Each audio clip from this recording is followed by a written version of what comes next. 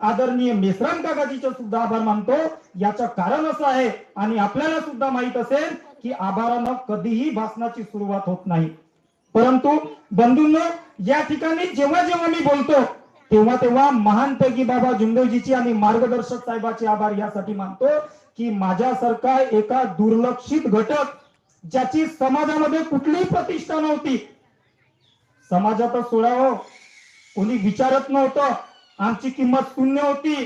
ज्याप्रमाणे आपण एखाद्या म्हणजे प्रपंचामध्ये एखादी वस्तू आपण वापरतो काकाजी आणि जेव्हा ते निकामी होते ना तेव्हा तिला कबाडीत फेकून देतो आणि तिला तटपुंजा रेट मध्ये कबाडीवाला विकतो, अगदी तशीच स्थिती मार्गात येण्याच्या अगोदर आपली या ठिकाणी होती। आज तर मी तुमच्या समोर मार्गदर्शन करतोय। आता मार्गदर्शन करणे म्हणजे काय साधारण गोष्ट आहे का? हा माईक हा मंच बसण्यासाठी आणि